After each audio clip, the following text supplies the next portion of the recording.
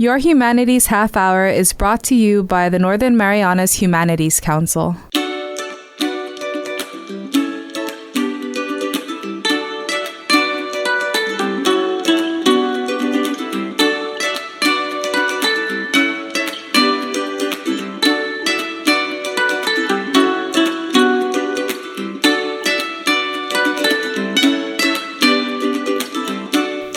Hafidez and Dero, welcome to Your Humanities Half Hour. I'm Catherine Perry Harris.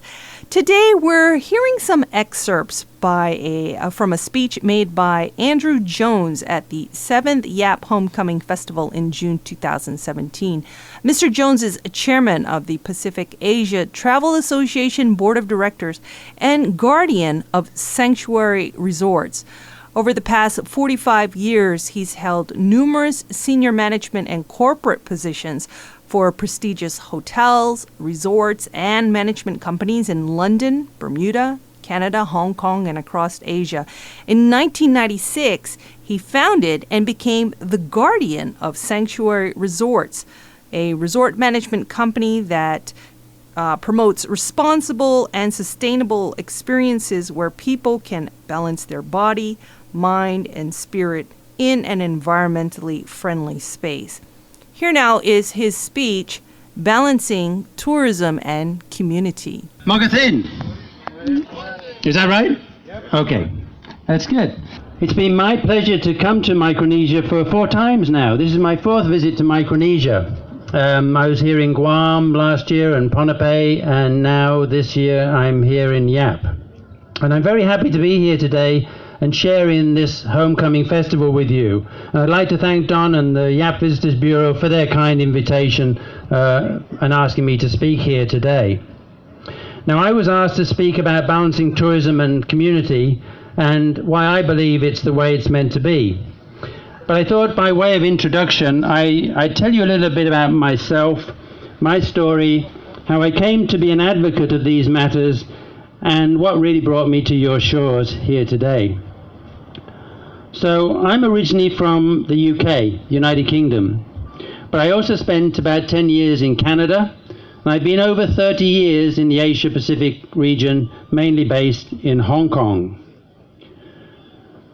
I originally, as I said, from a village in England, so I know the village lifestyle. In England, we sort of judge the village size by the pubs and the churches. We had 2 pubs and a church. I think we had some other shops as well. I spent most of my time in the pubs, which you may know are the bars. But before you look at me a little bit strangely, I should let you know that my parents managed one of the pubs. So I wasn't necessarily just a customer there. But, you know, in England, it's slightly different, I think, than the American style, I'll say, where in America you tend to go and have a drink and meet your friends. But in England, you go to meet your friends and have a drink. So it's slightly different emphasis. Because the pubs in England are a meeting place for the villagers. And my parents, as I told you, were the hosts.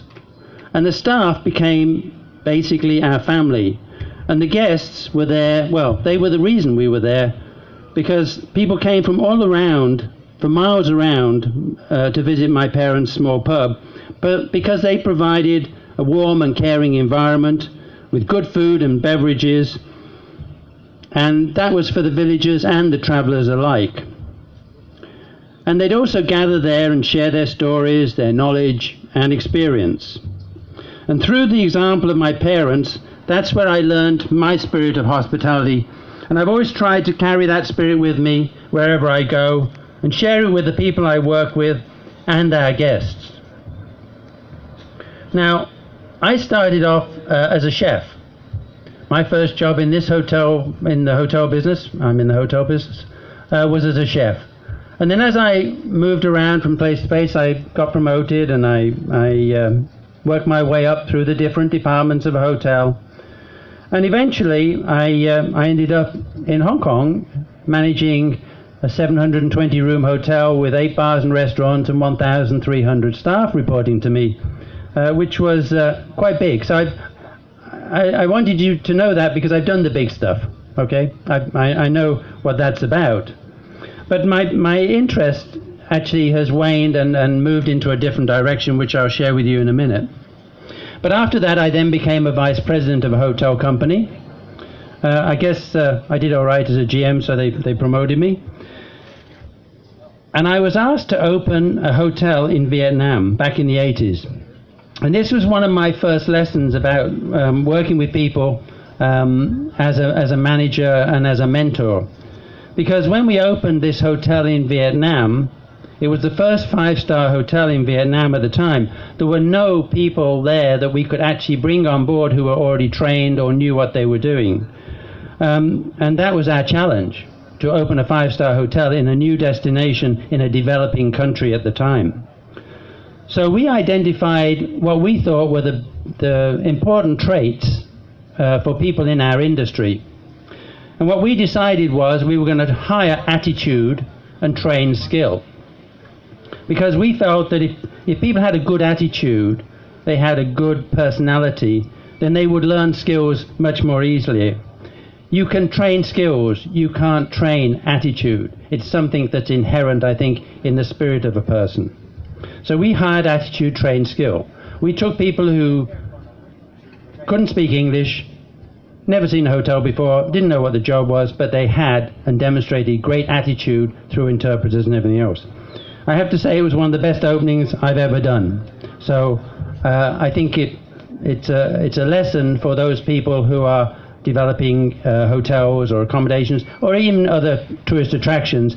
It's about the attitude of the people that they're working with. But this got me thinking about how I could use my vocation to help other people and their development. Because I'd got to vice president, I'd done everything from a chef to a vice president, but I wasn't quite feeling fulfilled. So it's like, what do I really want to do with my life? I was about 45 at the time, so maybe it was midlife crisis, I don't know, but basically I gave up my corporate job, no big bank account, no income, no project, just as Nike says it, just do it. And so that's where I created the Sanctuary Resorts. Actually, I was asked earlier today where I got my title, Guardian. And I said, well, actually, it was a gift. And it's a true story. When I started the company, Sanctuary Resorts, it was about creating responsible and sustainable tourism where people could balance their body, mind, and spirit in an environmentally friendly space. It was trying to help people maximize their potential as well as enjoying their time, but it was also about the guests and the staff. And so somebody said to me, so you've got this company, what are you going to be, president, chief executive, what's your title going to be? I said, no, I came from this big corporate company. I don't want a big title, a big organization or a fancy title. I just want to guard the integrity of the concept, because that's very important to me. So this friend of mine said, then you should be guardian of the sanctuary, and it stuck. So it's all about, integrity and the meaning of what you're doing and the passion and interest that you show, I believe. Now, we've opened and operated a number of island destinations around Asia Pacific, and these became a catalyst for community development. So a profitable business that acted as the catalyst to help the community develop. And through these resorts, we were able to support local artists, arts and craft providers, organic farmers, and also conduct vocational training programs. Our second resort, it wasn't our first, but our second resort was on the island of Bali in Indonesia. And we called that the Balai. And in Indonesian, that means meeting place. So the meeting place theme flows, I think, in all nationalities and in all locations. And 75% of the staff came from the local village. And again, we employed the process of hiring attitude and training skill, because many of the people in the village in those days didn't know what a hotel was about. And we were also planning a 5-star resort there. Now, when that resort opened, it was rated as one of the 100 best in the world by Condé Nast Traveler, which is a big traveler magazine. And many of those staff, I'm happy to say, are now senior management in other resorts or even opening their own businesses in Bali. So I think, again, it goes back to attitude playing a big part in anyone's development, but also it is important in the development of the whole concepts and of the whole industry within our communities. So I think that's more important sometimes than the circumstances individuals find themselves in.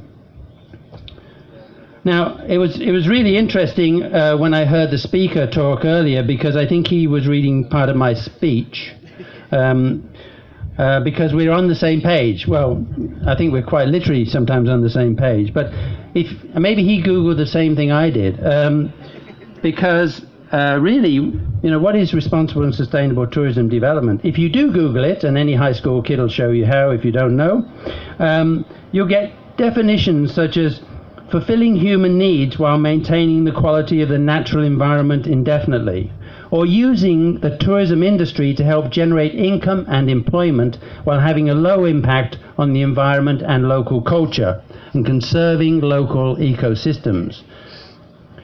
And I think these are the definitions that I relate to when we're looking at tourism developments throughout the different regions and islands that we talk to. And actually there are three parts to sustainable development, which I think relate to this island or any other location if it comes to that, which also relates to what the speaker was saying earlier. And I'm very happy to say we are supporting each other in these endeavors. And also it's good to see that YAP as a community is supporting these endeavors. So the three areas basically are environmental sustainability, economic sustainability, and social political sustainability. When we talk about environmental sustainability, I came here a few days ago and I see your beautiful island. I haven't spent enough time here, unfortunately, but I've been an opportunity to drive around some of the areas, and I know that you have a beautiful island. I know you have an abundance of marine life and the manta rays and the corals. I sit here and I'm sitting here in this living museum, and I think what a great concept and what a great opportunity to share your community culture and experiences with people like myself who are visiting from overseas. And I also noticed that you have a lot of coconuts here, and I've worked on resorts and in businesses where coconuts have become quite a staple of the industry and a new business opportunity. So if anybody wants to go into the coconut business, maybe come and see me after my speech. And that brings us on to economic sustainability. Investment in tourism and tourism facilities. This is your Humanities Half Hour. Half a day. This is Eulalia Areola of the Northern Marianas Humanities Council. Did you know that you can donate up to $5,000 to the Humanities Council through the CNMI Education Tax Credit Program? Donations from individuals and corporations qualify and can be used to offset your local wage and salary tax, BGRT, and earnings tax. Call our office at 235-4785 to see how you can support humanities programs in our community and obtain a tax credit for your donation. Sizuus Maasi, Olomoy, and thank you. This September, the Northern Marianas Humanities Council, Northern Marianas College, University of Guam, and Guampedia will host the 3rd Marianas History Conference in Saipan. The conference theme, One Archipelago, Many Stories, Milestones in Marianas History, highlights the deep and rich history of the Mariana Islands. It also bridges the political division of the archipelago, which dates to the late 19th century. The conference steering committee is now accepting abstracts under the following general categories: ancient history, including the results of archaeological research, early colonial history in the 17th and 18th centuries, colonial history in the 19th and early 20th centuries, World War II, recent post-war, and oral history and genealogical research. For more information, visit the Northern Marianas Humanities Council website at northernmarianashumanities.org. That's northernmarianashumanities.org. Welcome back to your Humanities Half Hour. We're listening in on excerpts from a speech by Andrew Jones, chairman of Pacific Asia Travel Association Board of Directors and guardian of Sanctuary Resorts. Mr. Jones spoke in June 2017 at the 7th YAP Homecoming Festival on the topic of balancing tourism and community. We must take care of the tourists when they come, because they will then go back, tell their friends, post it on social media. Who's taking selfies now or checking their Wi-Fi? Anybody? A few. I know the Wi-Fi is a bit slow, but I understand you're getting a fiber optic next year or something, so that'll even get better. And it's also about them bringing their money and supporting you, the community. And I'm happy to have the opportunity to meet some wonderful people here while I've been here the last few days, and I really thank them for looking after us during our stay. And the third option is the social political sustainability. It's the infrastructure of community development, looking at ways to enhance the development while being a force for good in the community and also supporting harmony and peace within the community. And that's brought about by such demonstrations of today with the heritage and culture. And I was interested to meet some of the people from the Historic Preservation Office yesterday and talk to them about what they're doing here to help support the community too, and the National Park Service from the US. However, I have to say, there's two edges to every sword, and unfortunately sometimes I come across examples of people who have what I call the "if you build it, they will come" syndrome. And I have to say I don't subscribe to that philosophy, because to me it tends to be a haphazard, short-term and perceived quick fix to some of the situations that are to be found in the islands and into developing communities. And very rarely is a quick fix good for the long term. So what I've learned over the last years, is the four things that help with creating a successful development process, and I thought I would share those with you today. The first is about research. I know you're thinking about tourism development. Everybody is on the islands, and that's a good thing. But good research, utilizing industry networks such as the one I belong to, the Pacific Asia Travel Association, or other best practices from other destinations or islands, will help you to do a better job in developing your tourism programs. And best of all, creating and having a tourism development master plan. And PATA also can help do that. PATA has helped other island nations in creating their tourism master plan. And we're not talking about who is developing, to be honest with you. It's more about what they're developing, where they're developing, and how they're developing it. So I think those are the important aspects that we need to look at. The second element is infrastructure, and ensuring that there's adequate water, electricity, power, roads, transportation, and more importantly, waste removal. Sometimes that one seems to gets forgotten. And it's not just for now, but for the future development as well. Many of the locations that I visit and talk to come into difficulties of these areas when they actually do the development. So these are the areas that need to be looked at in terms of not just the development, but how it's going to affect the local community as well. The third aspect is education. And I'm not just talking about schooling or training. I'm talking about educating the population on what effects such developments and changes will have on their community. And that can be either good or not so good, because either way, they will have an effect. And I think the speaker made that comment as well, and it's well noted. And finally, it's about information dissemination. Another of the speaker's notes. It should be transparent. It should be open and honest dialogue with members of the community and holding consultations, public consultations on proposals and development plans and sharing that with the community.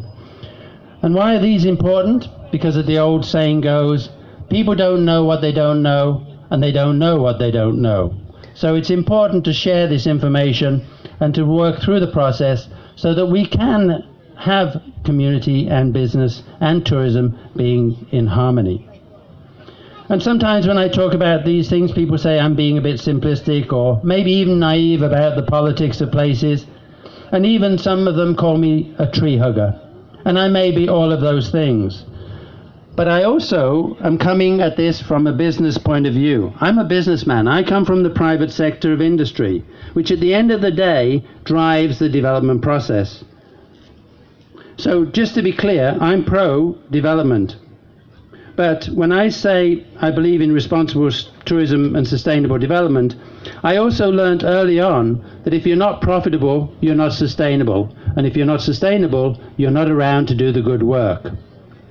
So my model is about profitable businesses that support community development. And I always look at that as a hand up, not a hand out. And what I'm talking about also is quality tourism, not necessarily quantity or mass tourism. Sometimes you find that with the quality tourism, you'll have a better yield and a lower impact on your environment. I think that is where the integration of heritage and culture meets lifestyle expectations, both of the travelers and the community. Communities want a better standard of living, which is of course, what we all want. And tourism can provide that. But it's how we do it that's very important. The research from PATA, we've done some recent research on what the travelers want, particularly the young people, the millennials. They're traveling more and more as their capacity increases and so does their incomes.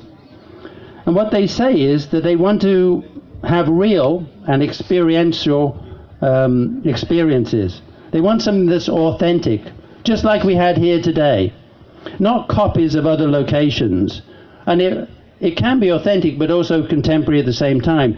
Their challenge is, as they say, is not time. Their challenge is time, not money. So one of the challenges that we have to look at is connectivity and accessibility to locations. And I think that's something that is obviously on the agenda for this island, and how we can improve the connectivity between islands, perhaps. And when we talk about tourism, we must also look at the whole visitor economy. When we're talking about that in terms of PATA, we look at all of the knock-on effects that tourism can bring as a positive to the communities, which include many factors such as hotels and accommodations, of course, but also transportation, taxis, retail gift shops, arts and crafts, recreational programs such as your diving, and even extends to agriculture and other areas of support, which then, as the speaker was saying, can share the benefits throughout the community. And this is where the public and private cooperation comes into effect. As I mentioned, the private sector will drive development. Yes, that's true. But the public sector, the government agencies, must regulate and ensure the best interests of the community are addressed to make it a long-term win-win outcome for all concerned. The PATA Micronesia chapter, you heard, was holding meetings earlier on this week, and I was very happy to be able to attend that, particularly as I understand it is their 30th anniversary. And of course, the YAP Visitors Bureau is a member of the PATA Micronesia chapter, and the PATA Micronesia chapter is a member of the big PATA International. And PATA is one of the only organizations that engages both the sectors of the industry, the private and public sectors, and brings them together in forums such as these that we had in the last few days in the smaller event, and then bigger events also internationally, where we can bring the public and private sectors to talk about these issues and how we can resolve them, and then share them with the greater membership. And we have over 40 chapters, such as the Micronesia chapter, around the world. I can tell you, I just came back from Nepal 2 weeks ago, where the PATA network helped the recovery of Nepal after the recent earthquake. And it was through the efforts of the PATA chapters that we were able to help the Nepal chapter and come up with a plan for their recovery, which is going ahead very well, I'm happy to say. Now, I'm not sure about here, to be honest with you, but in a lot of places I see that business and community is not in balance, which causes some social ills. I think if you look at the world, sometimes we see business and community out of balance. If we can get business and community back in balance, and particularly in the tourism industry, I think then we'll have a much brighter and better future. I always strongly advise my clients to include community into their prospective projects, business plans, and properties whenever we can do so. I'll give you an example. Just not too long ago, I was looking at a new project for a client who wanted to do a resort, $1 million, few $1 million resort. And at the same time, I was up reviewing the site with him about 5 o'clock in the morning. I saw hundreds of young people, school kids, streaming down the hillsides. So I said to him, so where are these kids going? He said, well, they walk 2 hours, then they do the school, and then they walk 2 hours back. It's just like this, very hot, humid climate. No school locally? No school. No school bus? No school bus. So they walk, 4 or 5 hours a day, and they just go their work about. Geez, that's pretty tough, So anyway, we're talking about the spa and the gym and the hotel rooms. And at the end of the day, he said to me, so if you get this project, he said, what's the first thing you do for this project? So I said, build a school. Build a school. And he looked at me as if, maybe I hadn't quite heard him right. But to me, that's the essence. Because if you built that school, and in the whole scheme of things, it wasn't a big amount of money, I think you would capture the hearts and minds of the community. You work with that community. They're actually your workers, right? They're your future workers, those students. They might be your future guests. And the good that you have done in doing that will reap the rewards in the long term. I'll give you another example. I was sitting on a panel in Siem Reap, Cambodia, and we were talking about, unfortunately, child sex tourism and trafficking in women in those communities.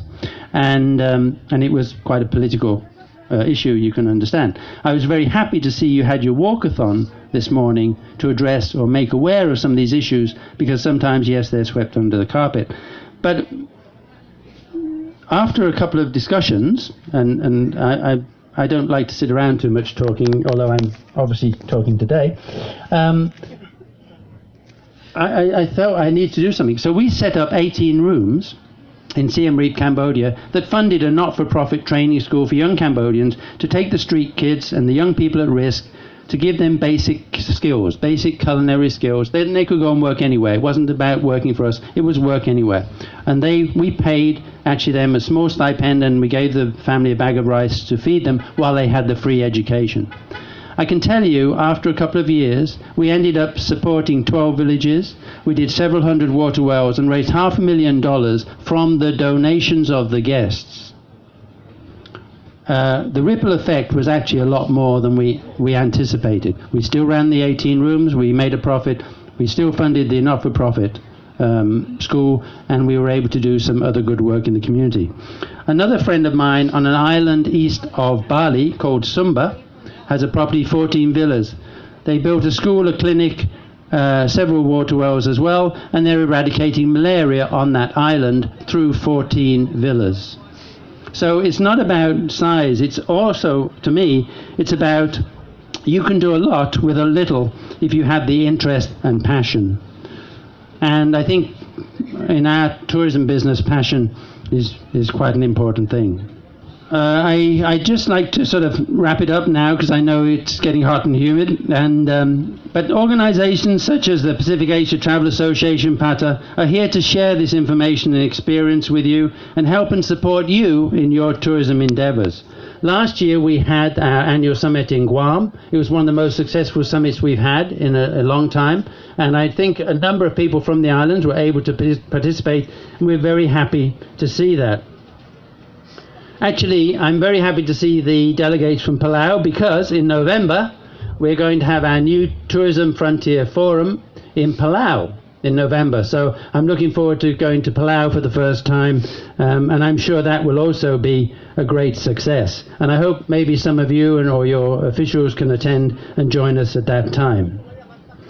In closing, I'd just like to end by saying that, well, first of all, thank you for your hospitality during this trip. As I say, I've made met some wonderful people, and made, I think, some wonderful friends. I hope you and your communities will join the movement in creating responsible and sustainable tourism, and also for helping to develop the islands in that manner. And wish you every success for a profitable and sustainable future. As truly I believe that finding the balance between tourism and community development is the way it's meant to be. So, kamara, and thank you for listening to me. We've been listening to Andrew Jones, chairman of the PATA Board of Directors and guardian of Sanctuary Resorts, speaking on the topic of balancing tourism and community. This has been Your Humanities Half Hour. I'm Catherine Perry Harris.